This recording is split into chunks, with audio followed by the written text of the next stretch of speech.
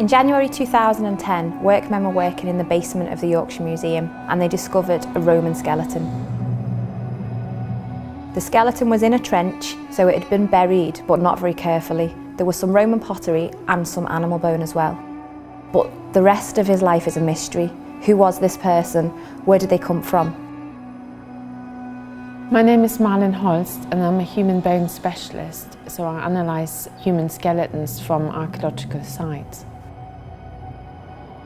The skeleton dated to the Roman period, to the early part of that period, to the 1st or 2nd century AD.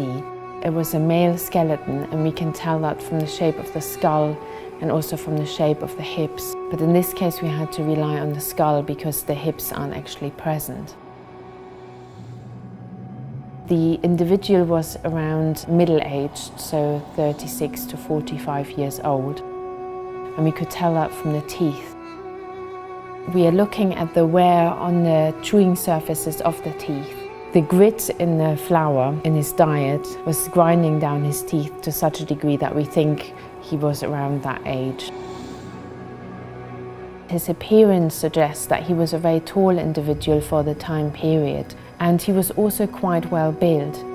He was about 4 inches taller than the average man, and not only that, but his muscles, especially on the arms, were very strongly built as well.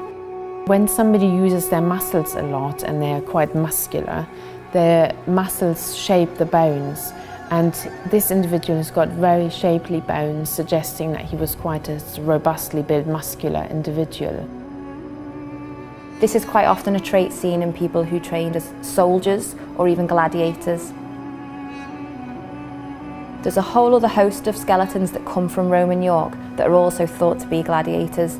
They also have this overdevelopment of the arm, which is a sign that they've been in combat an awful lot. One of these skeletons also has bite marks. Now, if that's not a huge clue as to somebody being a gladiator, we don't know what is. Most of the time when we analyse human skeletons, we can't tell what they died of. But in this case, we can tell what this person died of, and that's very exciting and very unusual. This individual had suffered from several blade injuries that were probably inflicted by a sword, and there's no healing on these injuries, suggesting that they caused death or contributed to this individual's death.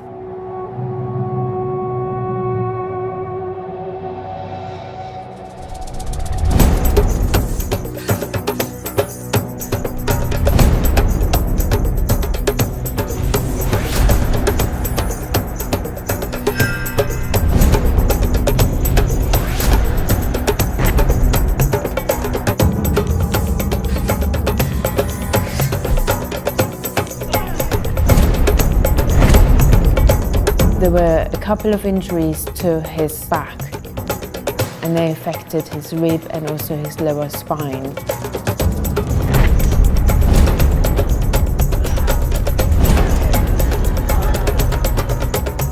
This individual also sustained 2 injuries to the lower jaw. One injury went into the side of the jaw and cut the right part of the jaw almost into 2 halves. And then this individual also incurred several injuries to the top of the skull, again with a sword from different angles.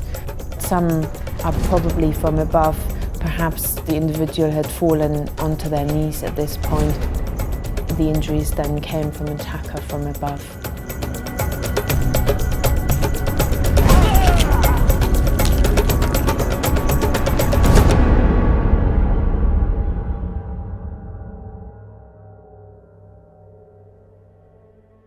So is this skeleton from the Yorkshire Museum a Roman gladiator? We have other objects that come from Roman York that hint at the fact that there must have been gladiatorial combat going on here. There must have been an amphitheatre. These objects have images of gladiators on them. They're bowls, they're oil lamps, they're trophies, things that you might go and buy today. If you went to a concert, you might buy a t-shirt as a souvenir. These are the sort of things that Roman people might buy if they went to a gladiatorial match. It's really unusual that a huge Roman city that was really on the map, like York, has no sign of an amphitheatre. It's one of the typical things that you get in a Roman town.